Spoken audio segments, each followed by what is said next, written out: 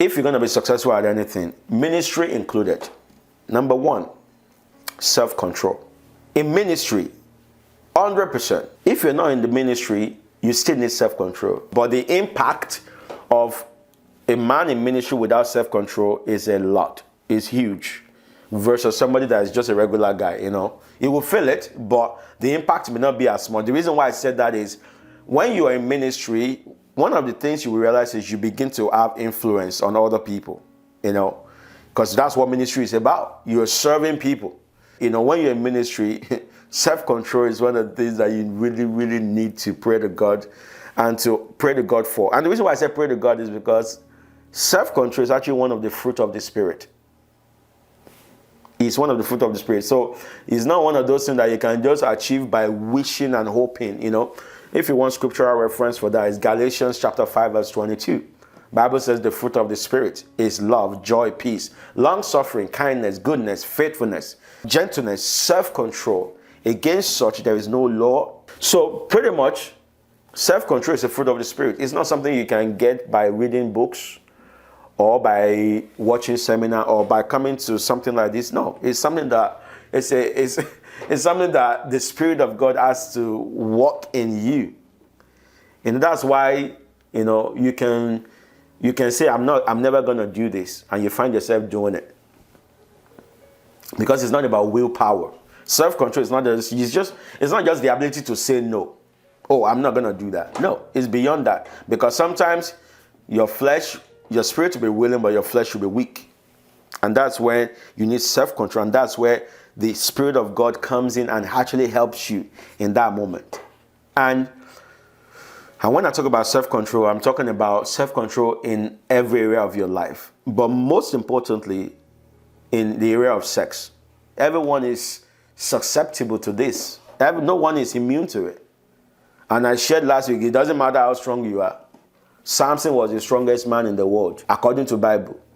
The person that can kill 1,000 people with just a jawbone of an ass. Yeah, you can imagine how strong that person is. The person that can take the gate of the entire city and lift it by his own two hands. One man.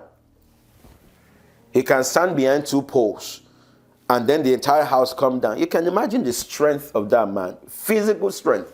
And he had the supernatural strength of God upon him. Yet, a simple woman got him. The woman was pressuring him. Tell me where your strength is. So as strong as he was physically, he couldn't resist a woman. He couldn't. And that became the beginning of the end for Samson. And let me just make a note there. If somebody is pestering you and they keep attacking your weakness, they keep putting you in places where you know your weaknesses will be amplified, run for your life. Run for your life. The Bible says, flee every appearances of the devil. Self-control is very important. And self-control sometimes means taking yourself out of the environment that might expose your weakness. It could just mean that. Joseph had self-control. But you know how Joseph controlled himself? He ran away from Potiphar's wife. The Bible said that he didn't want to be in the same space because the Potiphar's wife was pestering him every day, was going after him, and Joseph didn't even want to be in the same space with her. Even the woman now chased him and finally took his robe. You see how determined this woman was to just destroy this guy's life. And he ended up going to prison for that thing that he didn't do. But he still did not sin against God because he said, how can I do this thing and sin against God? How can I? So self-control is very important. And that's why I said sometimes you can't do it in your strength. You need the strength of the Holy Spirit. But the Bible also says, lead us not into temptation. So don't lead yourself, so don't let others lead you there too, right? The second thing I want to share with you on that is discipline.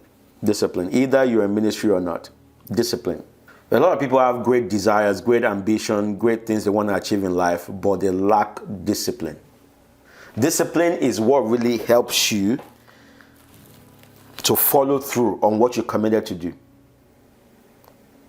Discipline says, even though I don't feel like it, but because I'm committed to it, I'm going to do it anyways.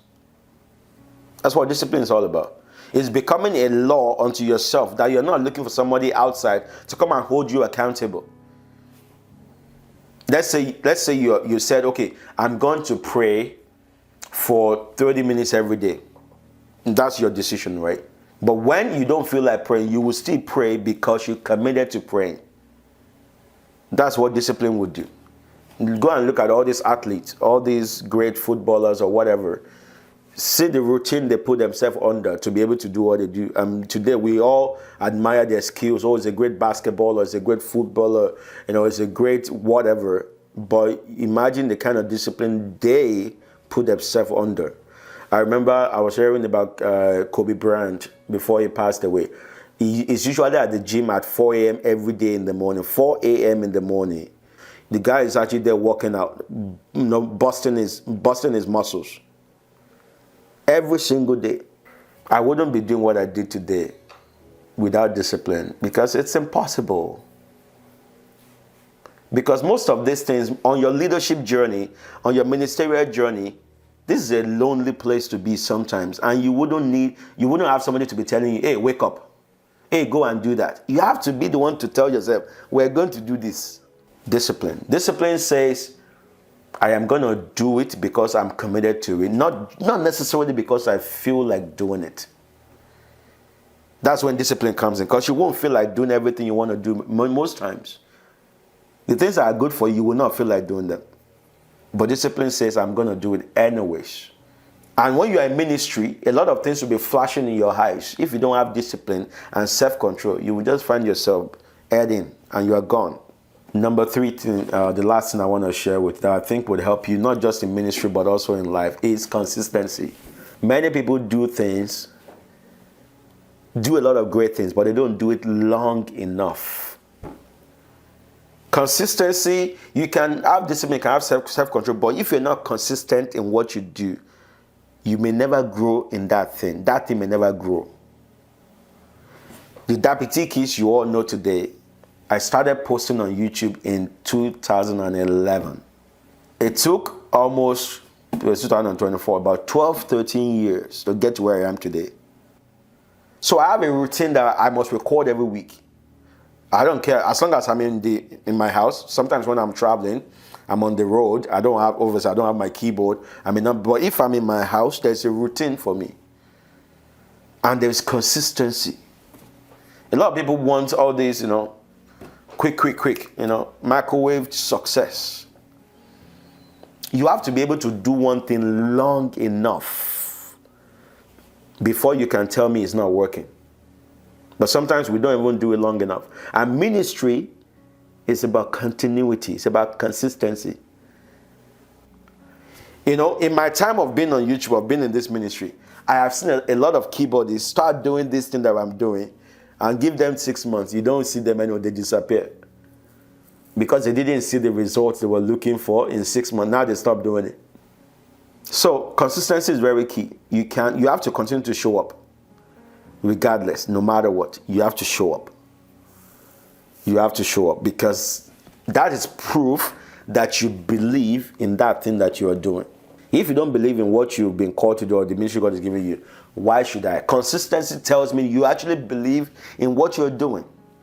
Most of the time we're looking for people to support our visions and dreams, but we've not even proven that we actually believe in it ourselves. So you being consistent at what you do tells me, hey, this guy is really believes this thing. Oh.